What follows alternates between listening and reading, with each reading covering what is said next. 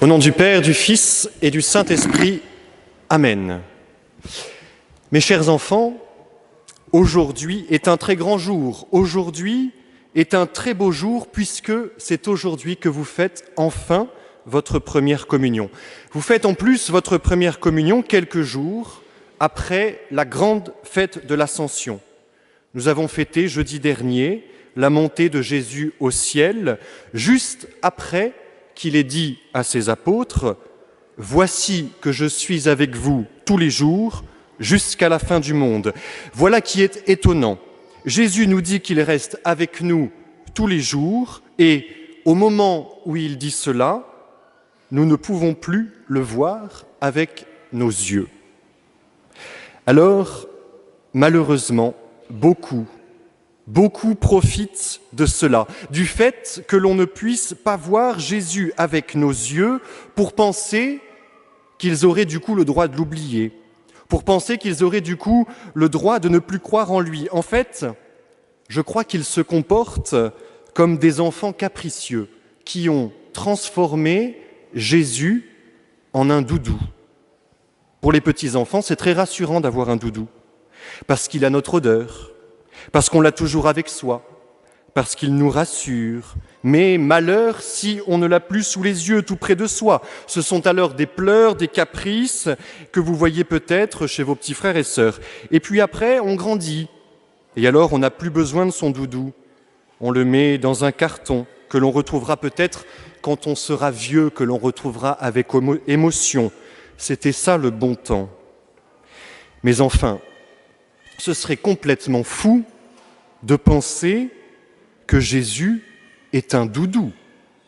Le bon Dieu n'est pas un doudou, ce n'est pas moi qui vais faire ce que j'en veux pour l'oublier et pour m'en souvenir quand je serai vieux. Puisque Jésus nous a aimés jusqu'à donner sa vie pour nous sur la croix, alors nous croyons aussi qu'il nous aime tous les jours jusqu'à la fin du monde. Parce que Jésus a bien dit la vérité, comme toujours, à ses apôtres le jour de l'Ascension, puisqu'il nous a donné son corps et son sang, puisqu'il nous a donné l'Eucharistie. Voilà le secret, mes chers enfants, de votre première communion. Jésus vous aime.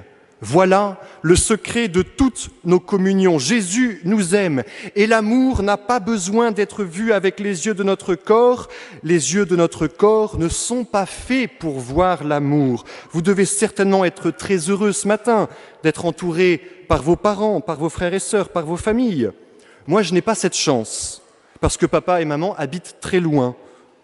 Mais je n'ai pas besoin de les voir pour être absolument sûr qu'ils m'aiment. Et ils m'en ont donné tellement de preuves. Et maman me l'a dit encore ce matin quand je l'ai appelée pour lui souhaiter une bonne fête. Que dire ? Que dire alors, mes chers enfants, de l'amour de Jésus pour moi ? Des preuves d'amour que Jésus nous donne à chacun de nous. La création du monde, la beauté de la nature, la création de chacun des membres de nos corps, le jour de mon baptême où la Trinité qui a fait tout cela est venue dans mon âme et dans mon corps.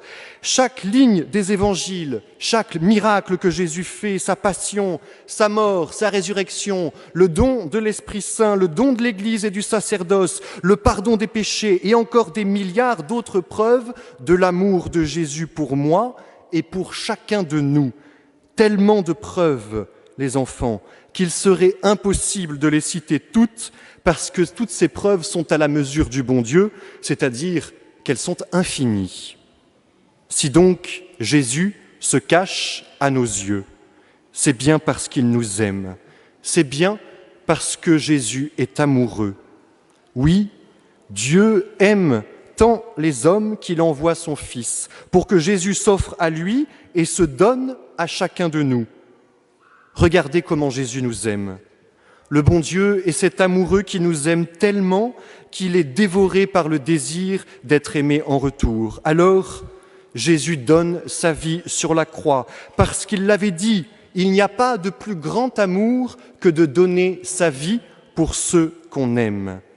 Et puis ensuite, il nous attire à lui. Il frappe à la porte de nos cœurs et il se cache. il se cache dans l'hostie consacrée sous l'apparence du pain et du vin, mais il est réellement présent, avec son corps, son sang, son âme et sa divinité. Nous l'avons appris pendant toute cette année avec l'abbé Jean-Raphaël, à l'école Anne de Guigné.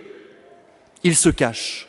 Jésus se cache pour observer nos réactions, c'est-à-dire qu'il se cache parce qu'il nous aime et qu'il attend en retour tout notre amour. Dieu se cache parce qu'il est amoureux et il sait très bien que l'absence fait grandir le désir et il ne peut se donner qu'à la mesure de notre désir. Mes chers enfants, je ne sais pas combien de milliers de communions vous ferez dans votre vie à la suite de cette première communion. Mais je sais une chose, et tous ceux qui communient savent cette chose, c'est que Jésus, dans chacune de vos communions, tout au long de votre vie, vous aimera tout autant que le jour de cette première communion. Je sais aussi, et nous savons tous, que cet amour que Jésus nous donne lors de la messe, de l'Eucharistie, de la communion et de tous les sacrements que vous pourrez puiser pour pouvoir aimer à votre tour, pour pouvoir aimer en réponse à son amour. Puisque Jésus aime se cacher, chers enfants, il ne faut pas être troublé lorsqu'il se cache. C'est ce qu'il aime. Vous ne devez pas avoir peur, vous ne devez jamais avoir peur d'être tout seul. On peut être très très proche de Jésus et ne pas le voir. On peut aimer énormément Jésus et ne pas le sentir. On aime Jésus parce que c'est lui qui nous a aimés le premier. Sainte Thérèse de l'Enfant Jésus qui disait que le jour de sa première communion fut le plus beau jour de sa vie. Sainte Thérèse a compris qu'avec la communion, elle ne serait plus jamais seule. Elle ne pouvait pas être seule.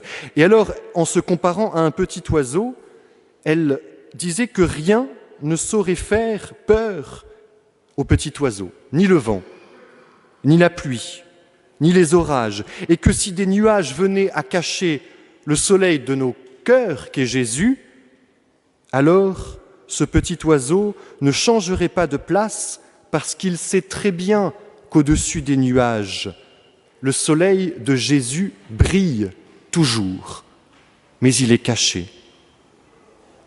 Mes chers enfants, Jésus, que vous recevez aujourd'hui, reste et restera avec vous tous les jours de votre vie. Quand vous le recevrez tout à l'heure, quand vous recevrez tout à l'heure Jésus dans l'Eucharistie, dites-lui bien que vous l'aimez. Dites-lui bien que vous l'aimez de tout votre cœur. Remerciez-le du plus profond de votre cœur pour l'amour qu'il a pour vous et pour chacun d'entre nous et demandez-lui la force d'aimer à votre tour et d'aimer votre prochain comme il nous l'a demandé. Jésus, dans l'Eucharistie, est notre trésor. Jésus, dans l'Eucharistie, est la source de tout l'amour que nous pourrons avoir pour lui, pour notre prochain. Alors, il faut lui dire à Jésus que nous l'aimons. Il faut lui dire souvent, très souvent, plusieurs fois par jour, autant de fois que nous le voulons, pour pouvoir lui demander après son aide, pour pouvoir aimer à notre tour. Le chrétien, quand il a des difficultés à aimer, parce que souvent il en a, chers frères et sœurs, souvent nous avons du mal à aimer.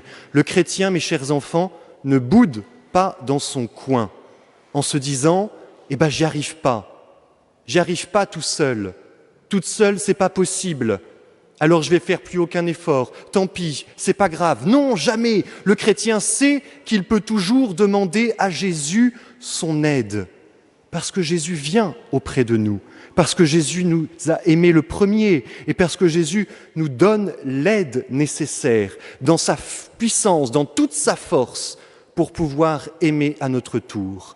Cette union, mes chers enfants, que Jésus va faire en venant dans quelques instants dans votre bouche, puis dans votre corps et dans votre cœur, dans votre âme, dans chaque parcelle de votre corps, Jésus vient parce qu'il vous aime et il attend en retour tout votre amour et il ne vous abandonnera jamais.